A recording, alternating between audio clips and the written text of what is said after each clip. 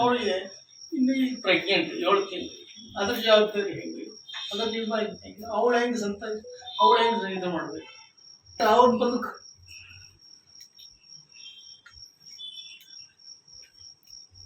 ಏನಂತ ಒಂದು ಪರಿಹಾರ ಇರುತ್ತಲ್ಲ ಸರ್.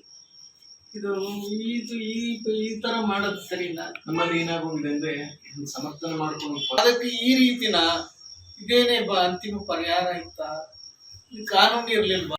ಹ್ಯುಮ್ಯಾನಿಟಿ ಗ್ರೌಂಡ್ಸ್ ನಾನು ಬಂದೆ. ಇಲ್ಲಿ ಬಂದಾಗ ಇನ್ಯಾರೋ ಸಮಾಧಾನಕ್ಕೆ ಸಂತೈಸಿ ಇನ್ಯಾರೋ ಯಾರು ಮಾಡಿರ್ತಾರೆ, ನಾನು ಜಡ್ಜ್ಮೆಂಟ್ ಕೊಡಕ್ ನನಗೆ ಬಂದಿಲ್ಲ. ಅದಕ್ಕೆ ಕಾನೂನು ಇದೆ, ಅವ್ರು ಡಿಸೈಡ್ ಮಾಡ್ತಾರೆ. ನಾನು ಪ್ರಾಮಾಣಿಕವಾಗಿ ಸಂಗೊಳ್ಳಿ ರಾಯಣ್ಣ ಅವ್ರ ಸ್ಟ್ಯಾಚು ಇನಾಗ್ರೇಷನ್ ಮುಗಿತಾ ಇದ್ದಂಗೆ ಬರಲೇಬೇಕು ಅಂತಿತ್ತು ಪ್ರತಿದಿನ. ಅದು ದಿನ ಸ್ವಾಮಿ ಬನ್ನಿ ಅಲ್ಲ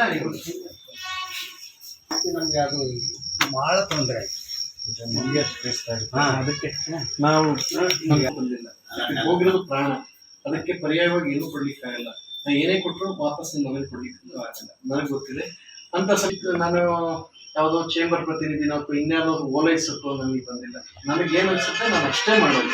ನಾನು ಇಲ್ಲಿವರೆಗೂ ಬದುಕೊಂಡು ಬಂದಿರೋದೇ ಹಾಗೆ. ನನಗೇನು ಅನ್ಸುತ್ತೆ ಅದು ಮಾಡ್ಬೇಕು. ನಿಮ್ಮ ನೋಡ್ಬೇಕು ಅಂತ ಇತ್ತು, ಸಂತೋಷ.